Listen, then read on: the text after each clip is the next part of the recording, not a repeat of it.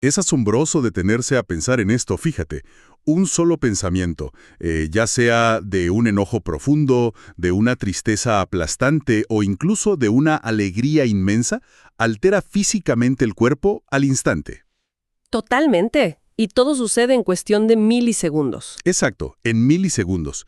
El páncreas y las glándulas suprarrenales empiezan a segregar un torrente de nuevas hormonas.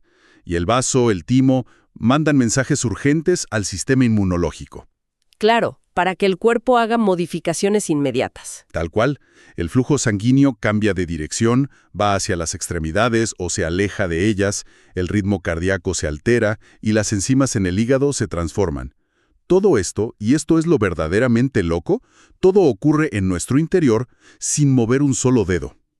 Ajá. Solamente por generar un pensamiento en nuestra mente. Y bueno, de eso se trata nuestra inmersión de hoy.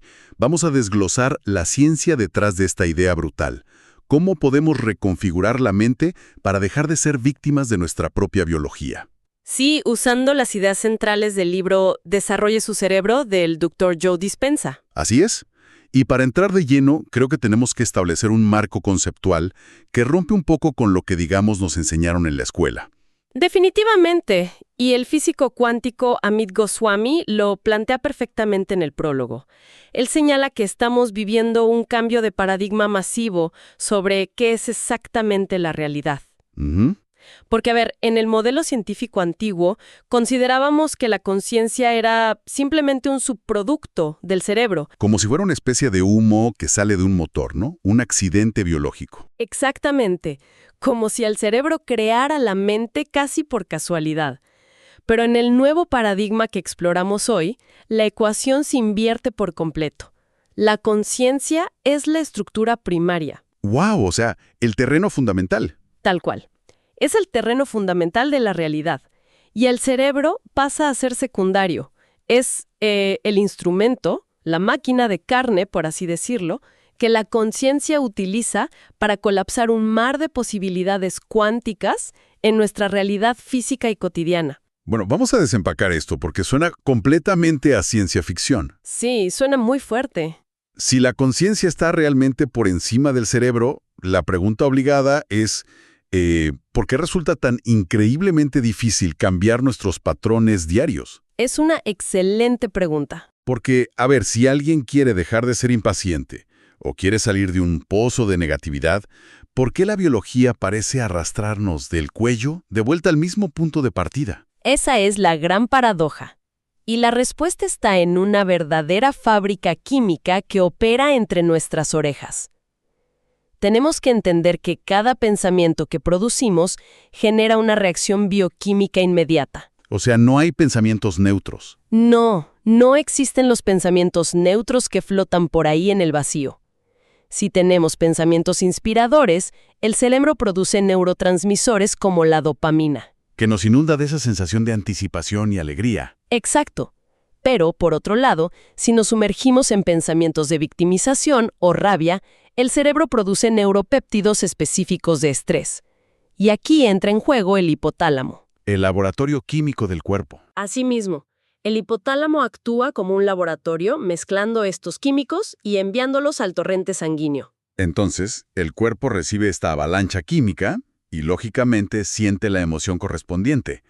Y ahí es donde me imagino que se cierra la trampa, ¿verdad? Exactamente ahí. Porque el cuerpo siente ese enojo y luego le envía una señal de regreso al cerebro diciendo, confirmado, estamos furiosos. Ese es exactamente el bucle. El cerebro funciona como un monitor constante. Siempre está evaluando cómo se siente el cuerpo.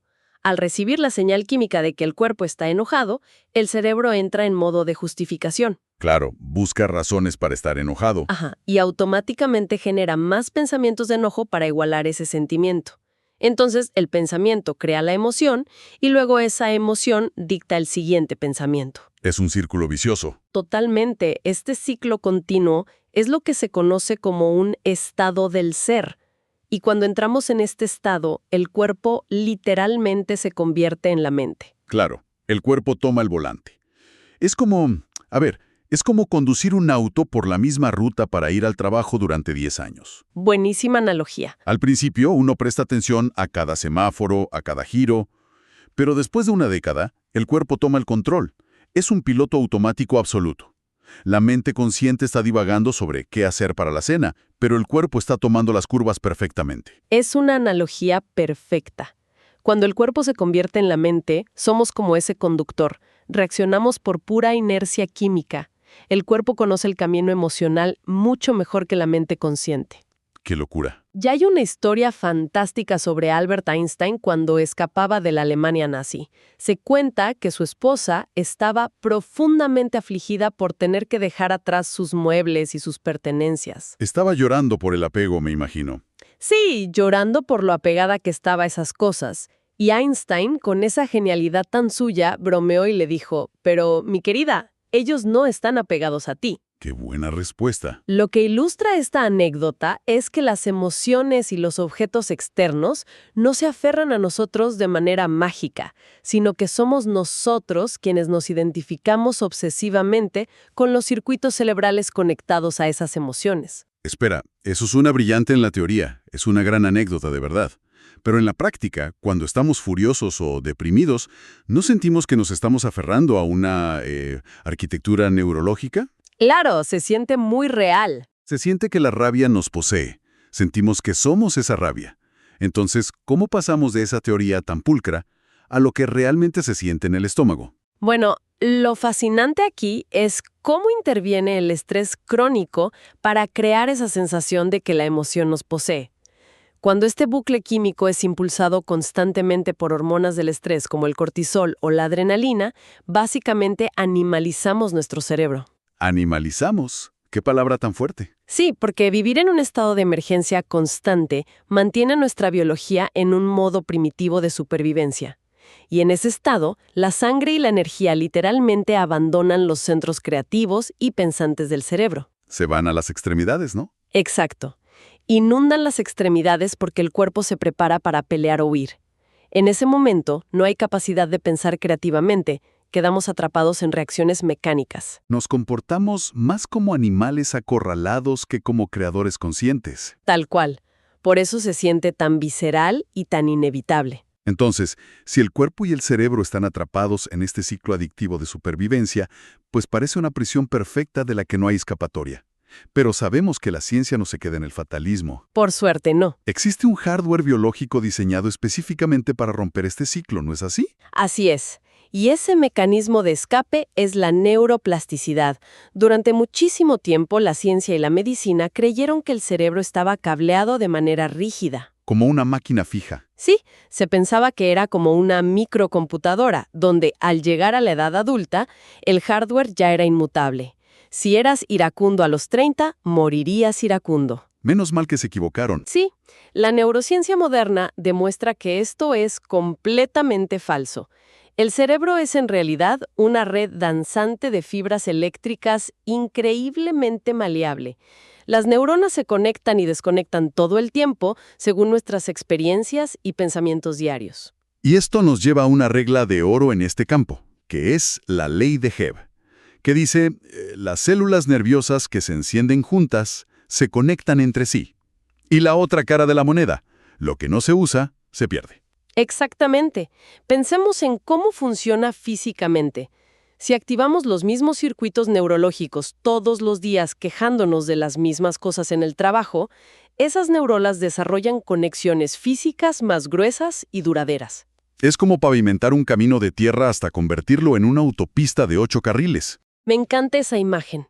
Pero si dejamos de prestar atención a esos patrones, esas conexiones se debilitan.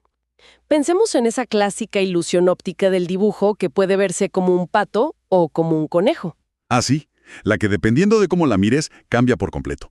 A veces veo el pico, a veces las orejas. Esa misma. Si nuestro cerebro está acostumbrado a ver el pato, ha estado encendiendo un grupo específico de neuronas. Para dejar de ver el pato y poder ver el conejo, el cerebro literalmente tiene que dejar de enviarle electricidad al circuito del ave. Tiene que apagar ese sector. Tiene que enfriar esas conexiones y reorganizar activamente el cableado para percibir al conejo.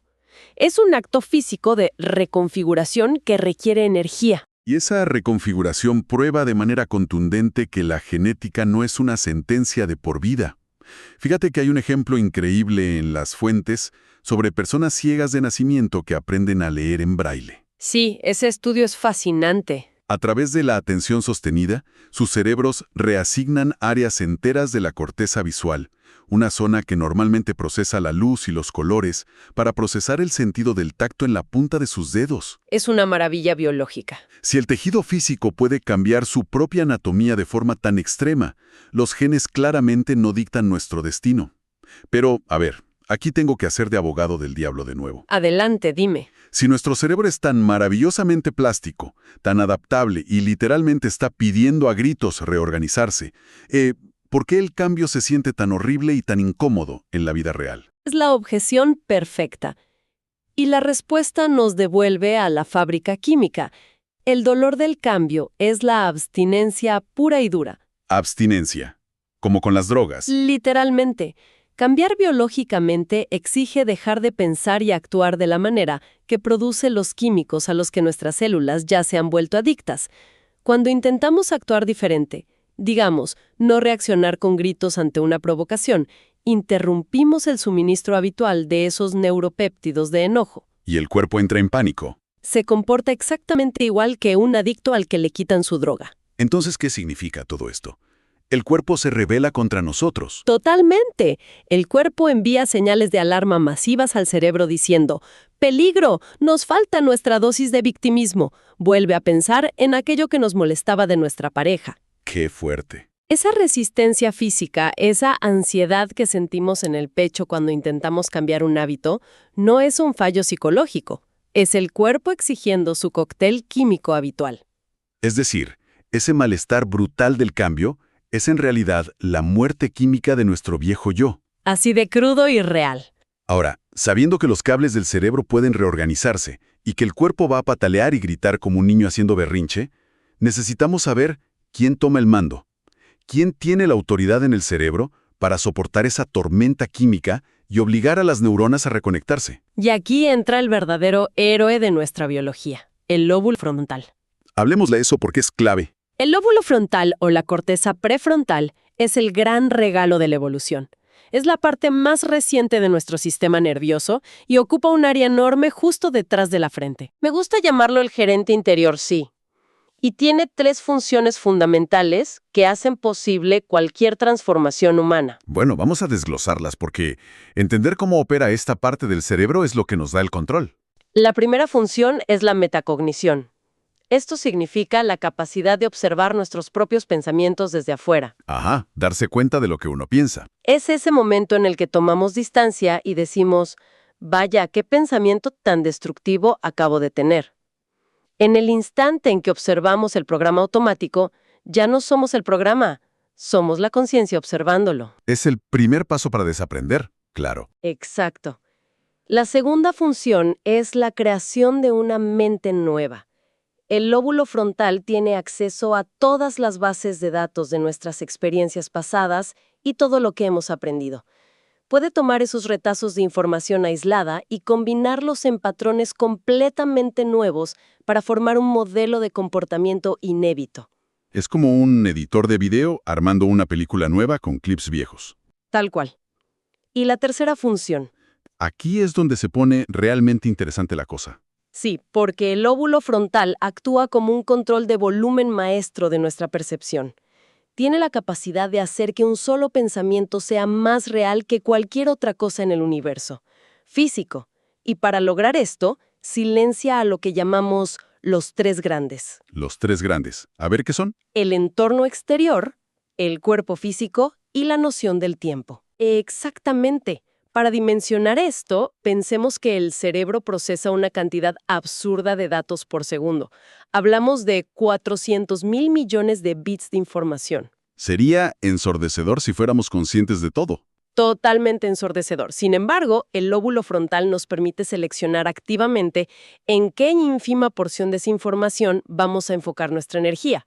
Cuando hace su trabajo, baja el volumen de los centros motores y sensoriales. Nos desconecta de las distracciones y nos convertimos en pura conciencia. Sí, y esto no es un estado místico inalcanzable, es algo que experimentamos todo el tiempo. Imaginemos estar inmersos en una novela fascinante. O viendo una película muy buena. Ajá. De repente, dejamos de escuchar el zumbido del tráfico afuera, no notamos que tenemos sed e incluso dejamos de sentir ese dolor de espalda que nos molestó toda la tarde. Claro, el mundo exterior y el cuerpo físico desaparecen porque nuestro lóbulo frontal apagó las conexiones sensoriales. Todo para enfocar la energía en el mundo interior que estamos imaginando. Si conectamos esto con el panorama general de lo que significa ser humanos, nos damos cuenta de que esta capacidad de silenciar el ruido externo es lo que nos otorga el libre albedrío real. ¿Es la clave de la libertad? Sí, porque mientras reaccionamos a los estímulos del entorno con los mismos programas químicos del pasado, somos básicamente mecanismos de estímulo y respuesta, un autómata biológico. Qué triste suena eso. Pero cuando el lóbulo frontal interviene, apaga el mundo exterior y sostiene un pensamiento superior a la circunstancia presente, ahí rompemos la inercia del pasado. Ahí ejercemos nuestra libertad de elegir un destino distinto. Ahora, una vez que el lóbulo frontal logra apagar los tres grandes, nos queda, digamos, una especie de lienzo en blanco, una sala vacía y silenciosa en la mente. La gran interrogante es, ¿qué hacemos en ese espacio? Y la respuesta es el núcleo de este paradigma. Es el momento del ensayo mental. Es la herramienta para reescribir nuestra historia neurológica antes de dar un solo paso en el mundo físico. El ensayo mental. Suena algo de deportistas de élite. Y lo usan mucho, sí. Es de una potencia que todavía cuesta asimilar. Hay un experimento clásico con pianistas que lo ilustra a la perfección. Los investigadores dividieron a los participantes en dos grupos. El primer grupo se sentó frente a un piano físico y practicó escalas de acordes durante 2 horas al día. Lo normal, práctica física. Sí, pero el segundo grupo no tocó ni una sola tecla. En su lugar, se sentaron en silencio y usaron su lóbulo frontal para ensayar mentalmente cada movimiento de sus dedos sobre las teclas. Visualizando todo. Visualizando la acción con total concentración emocional durante el mismo tiempo. Y los resultados de esto son los que rompen todos nuestros esquemas de lo que creíamos posible. Exacto. Al finalizar el estudio y escanear los cerebros de ambos grupos, descubrieron que quienes solo practicaron mentalmente habían desarrollado exactamente la misma red de nuevos circuitos cerebrales que aquellos que tocaron físicamente. Las neuronas se conectaron igual, sin tocar el piano. Igual. Esto es un salto cuántico. Nos dice que nuestro cerebro no es capaz de distinguir entre una experiencia real vivida en el mundo exterior y una experiencia imaginada internamente. Siempre y cuando esta última tenga una fuerte carga emocional y una concentración absoluta. Así es. Si repasamos mentalmente una nueva forma de actuar, instalamos el hardware neurológico como si la experiencia ya hubiera ocurrido. Y este proceso sigue 4 pasos universales de aprendizaje. A ver, explícanos esos pasos. Primero, somos inconscientemente inexpertos, es decir, ni siquiera sabemos que estamos actuando mal. Luego, pasamos a ser conscientemente inexpertos, donde duele darnos cuenta de nuestros viejos hábitos tóxicos. Ese es el momento de la verdad. Sí.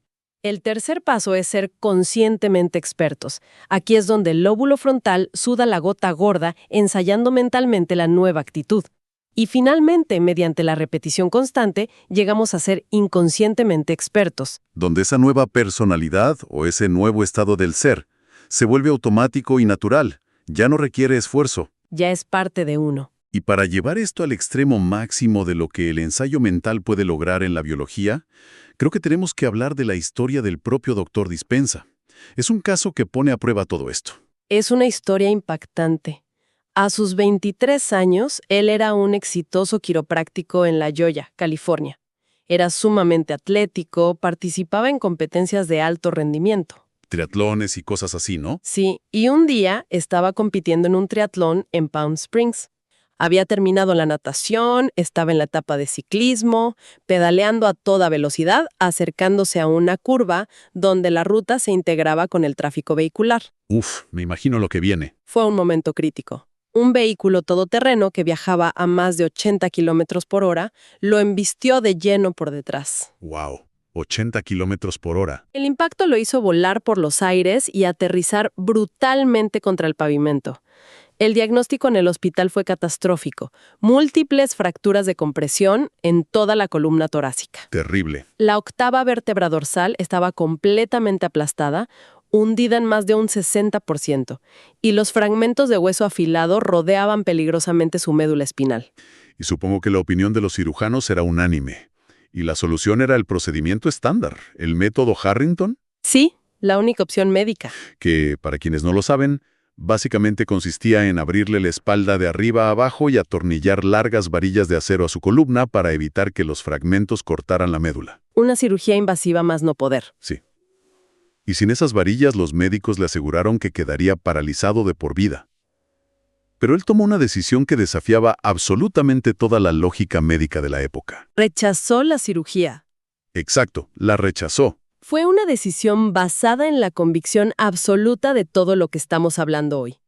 En lugar de someterse a la brutalidad de las varillas de acero, decidió confiar en su lóbulo frontal. Se aisló y dedicó horas interminables cada día al ensayo mental.